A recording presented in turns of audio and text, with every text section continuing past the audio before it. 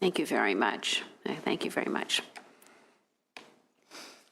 Good morning. Good morning. Good morning, Madam Chair and esteemed committee members. I am Heidi Fuller Bennett, and I currently serve as a Basic Skills Initiative Coordinator at American River College, and it is my honor to speak with you today and share with you just some of the exciting and effective work being done. There are two handouts that should have been given to you. One is an overall overview of our programs, and the other is the Statway, which I'll address later. Let me assure you, the vision, innovation, and commitment to student success is alive and well at American River College. Much thanks to your investment, it is paying off.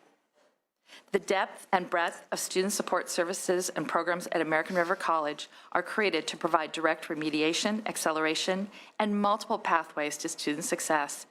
There are many programs that are included that are innovative, new, and existing. Just some have been listed for you here. Historically, basic skills has been most commonly associated solely with the instruction of English, math, and ESL. And although these measures are still most commonly used to identify student needs and track success, at ARC, we are consciously taking a more holistic approach to awareness, dialogue, and strategic action across all disciplines and student services. Today, I would like to highlight just 3 of those programs. The ARC Advantage, which is a bridge program, New Faculty Academy, and Statway. ARC Advantage at American River College. This is a 6-week bridge program that better prepares students entering college for the first time or re-entering after an extended absence.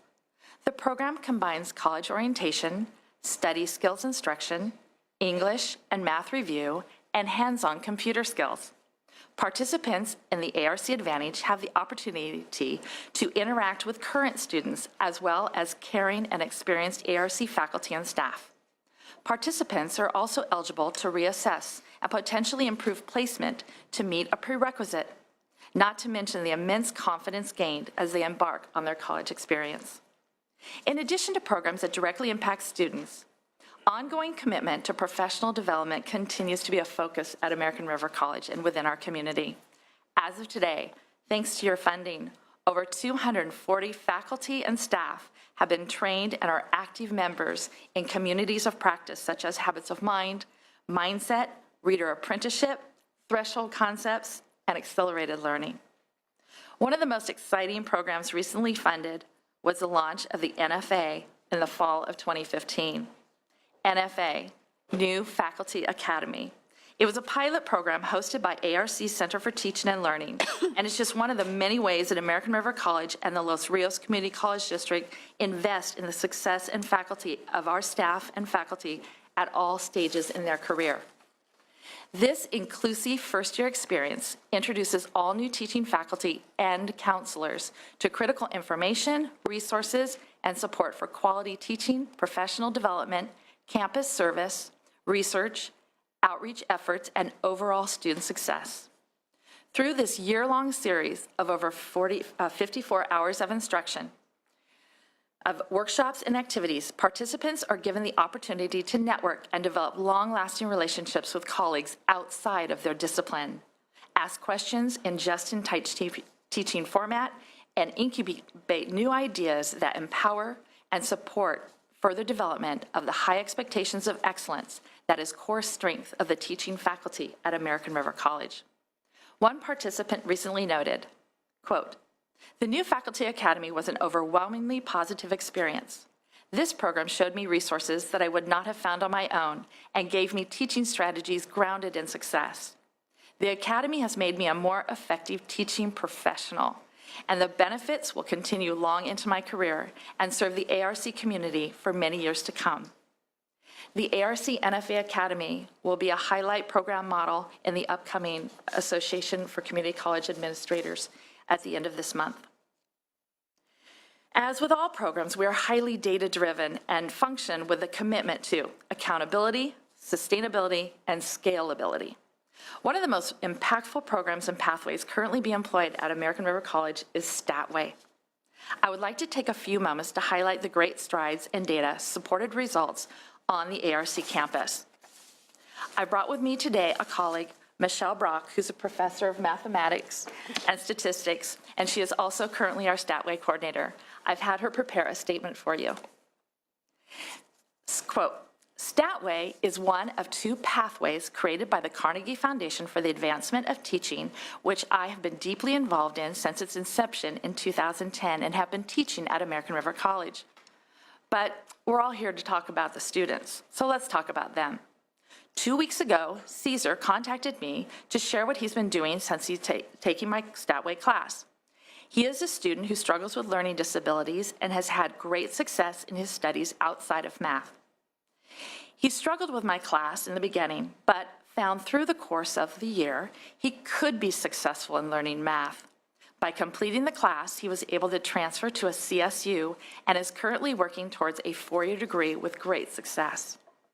Statway has provided opportunities for students like Caesar, who are non-STEM, non-business majors that still have 2 levels of developmental math to complete before they can take a college-level mathematics class. Students enrolled in Statway are engaged in learning statistics from the very beginning. The remediation happens when some algebra topics are interwoven within the curriculum.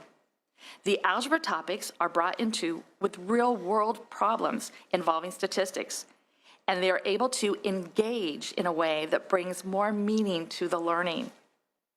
With Statway, we have made great strides in closing the achievement gap, as indicated in the statistics that I've provided for you. The student achievement data for the first 3 years at American River College enrolled in Statway is astounding. Rigorous data collection and analysis for American River College matched 5 traditional remediated students for every 1 Statway student across 44 well-established characteristics.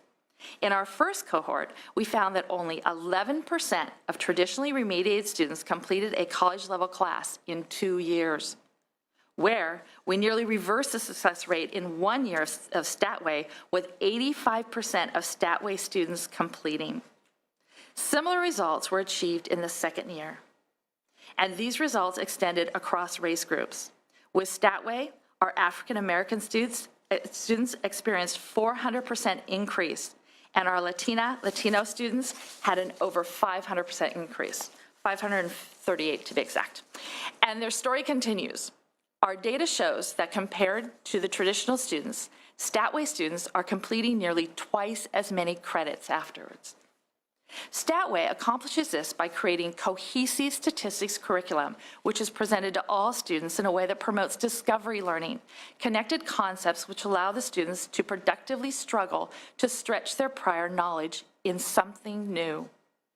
All the while, we work with students to develop their mindset around learning, to teach them that they're able to grow their brains and learn mathematics. This is contrary to what many of these students have encountered in the past. Other community college students in California and across the nation are experiencing success with Statway. With Statway, we are changing math to a gateway instead of a gatekeeper for community college students. We appreciate your continued investment in community college via categorical funding such as Basic Skills and SSP to ensure this work continues to grow and ultimately close the achievement gap. End quote. So on behalf of American River College, thank you for your time today. Thank you very much. Mr. Rodriguez? Yes, thank you, Senator Liu, esteemed members of the Senate Committee on Education, Francisco Rodriguez, Chancellor of the Los Angeles Community College District, and it's my great pleasure to address you this morning on this very important topic to support some of the themes and examples that my colleagues here at the table are sharing and will share, and those that have come before me. If I may just start with the short preamble, then I'll go to my prepared remarks. It could be argued that there are 2 Californias, one that has done very well since the end of the Great Recession, and the other that has languished in poverty. It's easy to say that these 2 Californias have a geographic divide. The coastal regions of the Golden State are doing better than the inland areas. To compete and prosper in our state's rapidly changing economy, we must address the growing middle skills gap that exists, a gap that threatens to destabilize California and its ability to strengthen and maintain its economy and the civic engagement and productivity of its people. As mentioned by Senator Liu this morning, the state workforce will need more than 1 million college graduates very soon, within the next 10 years. Projections show that more than 67% of jobs, 2 out of 3 in California, will require at least some college by 2030. While 38% of jobs in the state will require a bachelor's degree or more, only 33% of working-age adults will have a 4-year degree. A gap exists. But that's not the whole story, because in Los Angeles, the state's most populous county of 10 million plus residents, the same divide exists. There are those who have and those who don't. And it's the latter population that we at the Los Angeles Community College District mostly serve. We believe and strongly believe that a bridge from one California to the other exists at our community colleges. A community college education is a powerful force for change, and I know you believe that with the work that you have been doing. If California and Los Angeles are going to address the real challenge of finding 1 million more middle-skilled workers and increasing the number of people with bachelor's degrees by the same number, the community colleges, your 113 community colleges, play a vital role and are the best places, in my estimation, that the state can invest in to address these needs. As Chancellor of LACCD, I've seen firsthand the extensive efforts that our 9 colleges to improve student outcomes for all students, regardless of their academic preparation. In fact, in my satchel, I have a folder of assignments that were written by an English professor and her students. And she asked her students to write about their college experiences. And I've been reading them on the airplane, and they are wonderful, rich narratives of testimony, of resistance, of success, of feeling like they're now doing something that was vastly different from the life they have before. One student says, I feel more American because of the education that they're receiving. And this is a basic skills English class, BSI, an investment that we all have made in California to fold in those who were previously marginalized.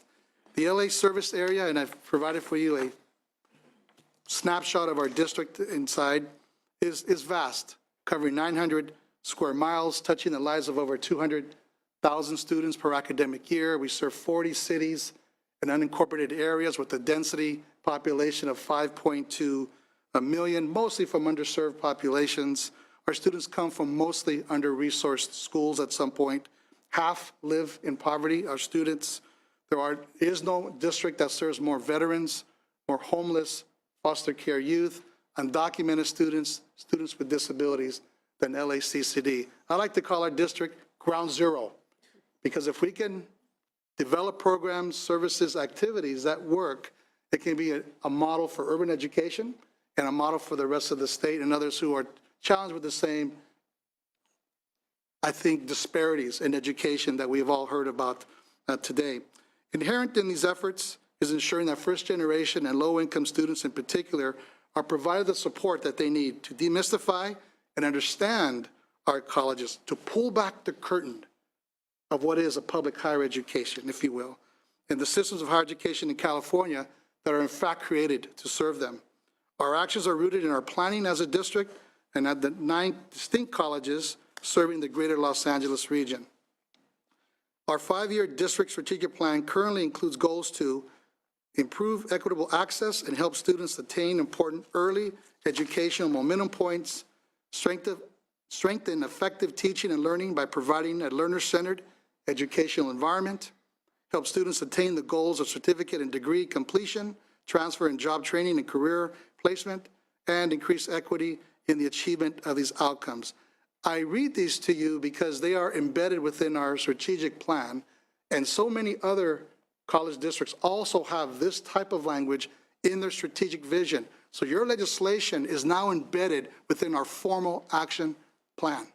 And I think, and now the resources over the last couple of years that have helped us to actualize that are starting to see very, very promising results. So this notion of student success is not an ancillary activity. It's not an add-on to what we're already doing. It is central to our mission and service to our students. In addition to the district planning, each college's educational master plan has worked towards these same ends and has included many of the activities listed as core in the recent legislation, such as the Student Success Act, and has been so aptly described by my colleagues. In implementing our plans for student success, our 9 colleges and colleges around the state are providing comprehensive student support, wraparound services, if you will, improved student engagement before they reach our academic shores, defined career and academic pathways, especially around first-year experiences. 42% of our students are first-time college goers, and it's not unusual for other districts to have the same percentage. We have equity-minded programming, understanding that equity gaps exist. If you disaggregate data, and particularly with the API community, not all ships are rising at the same height. We have streamlined transfer processes, community building, and community engagement services and activities. Many of these plans have occurred in parallel to the state's discussion on student outcomes, that what we're discussing today, and many have been acted on prior to the additional resources provided through the Student Success Act, SSSP, and other outcomes-driven funding from the state. And for that extra funding, support, guidance, and confidence, we thank you. We are now into the new planning phase for the district and are incorporating changes resulting from Assembly Bill 288, concurrent enrollment, in which we're going to engage students at their school site, including basic skills remediation, build stronger articulated pathways to our high schools, through the community colleges, to our universities, through Senate Bill 850, with our baccalaureate degree pilot programs, of which we are launching this fall, many of us, towards the baccalaureate degrees in critical career areas. AB 86-104, adult education, that has required closer cooperation with our K-12 districts, and we have benefited from that cooperation, support, and assistance to begin that entry-level literacy, if you will, through the academic pathway to our community colleges, into the workplace or the university. The goal is creating seamless, articulated pathways with a destination that is clear. Without a doubt, the state's efforts towards improved outcomes through strategic funding and a comprehensive focus on basic skills in particular and student support have resulted in improved programs, improved processes, and ultimately additional student completions. While the planning efforts offer a high-level view of our colleges, the actions taking place on our campuses throughout the district, I think, really highlight and underscore the talents of our faculty and staff, and they are the true testaments to these efforts and the true beneficiaries are our students. In particular, the state's investment for innovative programs to support basic skills has made a student success a central priority, bringing much needed attention to the equity and performance gaps that certainly exist and that have existed historically, but we are now bridging those gaps while challenging, and I would say that word and underscore, challenging our thinking and to improve our campus planning and decision-making. Our district has already determined that the provision of said services has already had a positive impact, both qualitatively and quantitatively, and we're measuring each of those. The effect on student successful course completion, retention, semester-to-semester persistence for students who intend to transfer or work ready is working. By fall 2014, nearly 85% of all our new students at LACCD had at least received one of the services stipulated in the Student Success Act, with the largest group of students receiving the 3 entry services of assessment, orientation, and counseling and educational plans. And the reason that is important, because we know, and the literature is very clear, a strong start portends a strong finish. And if students get into those environments where they are assessed, placed properly, have the support around them, and have faculty who can teach in a way that's responsive to their learning, they tend to succeed. So we're trying to make that the norm rather than the exception. Our colleges seek to innovate the manner in which students receive services and have redesigned how we provide services to better align with students' needs and to include streamlined pathways and academic enrichment programs. As examples, Los Angeles Pierce College, West LA College have developed summer bridge programs to provide assessment, orientation, and counseling. The results have been very, very promising. East Los Angeles College has a summer bridge transfer program housed at UCLA. Now we're going on our 3rd year in doing that. All of our colleges have some level, one form or another, of a first-year pathway programs that have integrated academic and student support services. And many times you'll hear about the academic silos that exist between student services, academic affairs, and campus operations. This framework, the legislation, the Student Success Act, the implementation of it has allowed us to blend and to integrate and to do the crosswalk with our respective divisions and areas, because the ultimate goal of all those areas is student success. Right. Imagine that. So we are now, I think, working closer together through a structure and a framework that for us certainly makes a lot of sense. I mentioned the results are incredibly promising. We're getting traction. The stability of funding over the last couple of years have allowed us that kind of traction that where we're seeing the results. These programs have shown success in several areas, most importantly, course completion, as I mentioned, persistence, and completion of the basic skills sequences, reducing time to degree, accelerating, improving the basic skills course success rates, increased numbers of students achieving college readiness and completing college-level courses.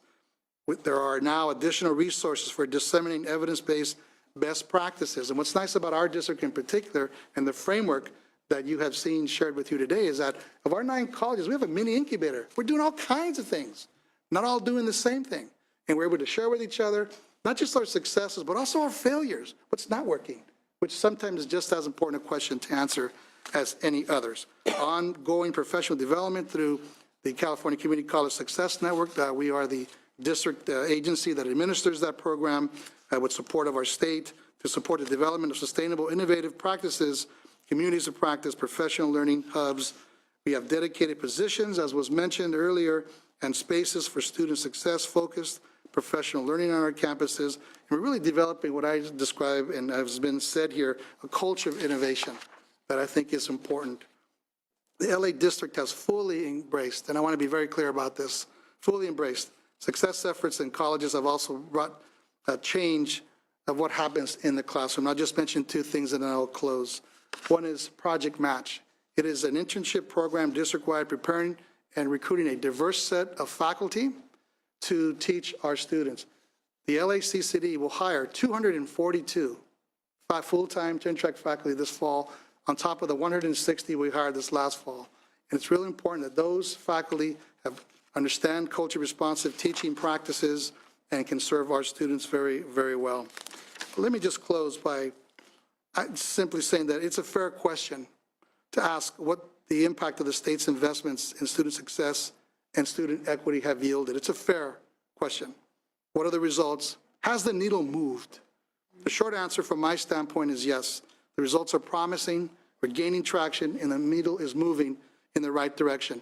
Now, for most of us, it's not moving fast enough, candidly, but it is moving in the right direction. We are gaining traction. It's my hope that the information presented this morning has underscored the importance of these investments, the prudence of them, and has allowed our colleges really to reimagine, redesign, and to redeliver our programs and services all aimed at student success. Thank you for your leadership and vision in building one California. Thank you very much. Any questions? I do hope, Mr. Poindexter, that you're going to sing the same song.